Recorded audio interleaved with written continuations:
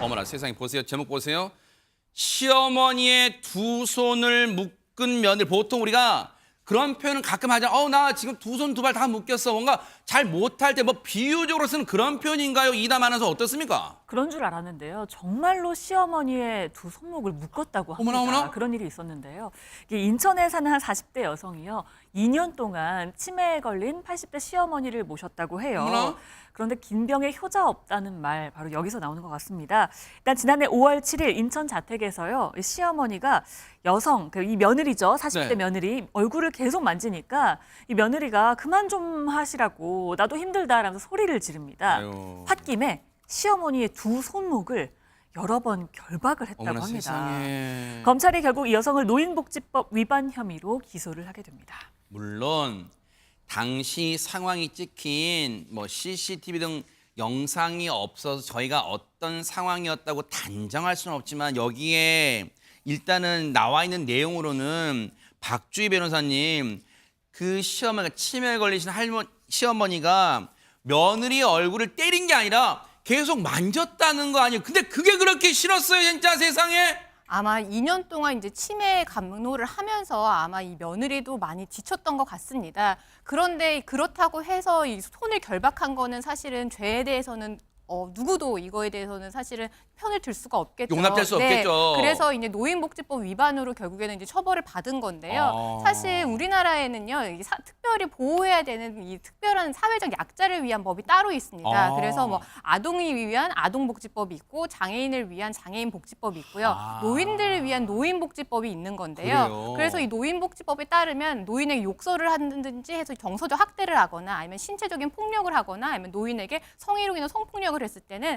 다른 법률에서 형법에서 정하는 것보다 훨씬 더 가중 처벌을 합니다. 이 며느리 같은 경우는 사실은 이 시어머니를 폭행했을 때는 사실은 형법상 존속폭행죄가 해당이 되는데 이 존속폭행죄보다 노인복지법에서 처벌하는 처벌 수위가 훨씬 더 높습니다. 5년 이하의 징역 5천만 원 이하의 벌금에 처해지는데 결국엔 벌금형에 이제 처해지게 된 거니까 사실은 이 아무리 힘들다고 하더라도 본인의 이제 죄에 대해서는 책임을 져야겠죠. 결국은 노인복지법 위반 혐의로 기소 재판에 넘겨진 거예요. 법원의 판단이 궁금해집니다. 박성배 변호사님. 예, 법원은 피고인은 나이가 많은 피해자를 결박하는 방식으로 폭행했다. 죄질이 좋지 않다고 판시합니다. 그러면서도 피고인이 범행을 인정하면서 반성하고 있고 피해자의 병간호를 도맡아 하다가 우발적으로 범행한 점 등을 고려했다면서 벌금 600만 원을 선고했습니다. 아하.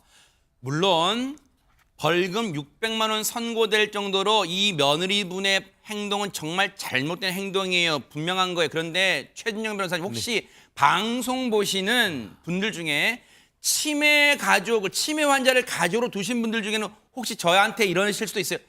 네가 치매 환자를 간병해봤냐? 간병해보지 않고 어떻게 그 어려움, 그 힘든 점을 감히 네가 평가할 수 있어? 이렇게 하실 수도 있을 것 같아요. 그렇습니다. 좀 전에 박 변호사님 말씀하신 것처럼 법에도 눈물이 있다라는 것을 저는 이 판결에서 조금 읽을 수 있었는데요. 말씀드린 것처럼 5년 이하의 징역 5천만 원 이하의 벌금이라고 하면은 통상 1,000만 원도 훨씬 넘거나 아니면 징역형의 집행유예를 할 수도 있는데 네. 말씀드린 것처럼 긴 병에 효자 있기 현실적으로 어렵거든요. 그렇죠, 네. 이것 같은 경우에도 또 장기간 간병을 하다 보면 심리적으로 굉장히 필요하단 말이에요.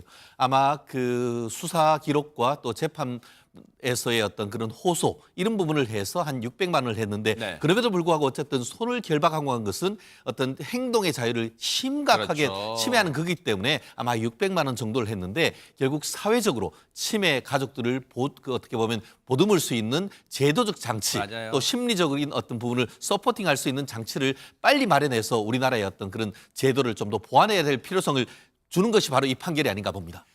치매 문제는요, 이제는 개인의 가정의 문제가 아니에요. 이제는 국가가 나서야 할 때라는 거 명심했으면 좋겠습니다. 국가가요.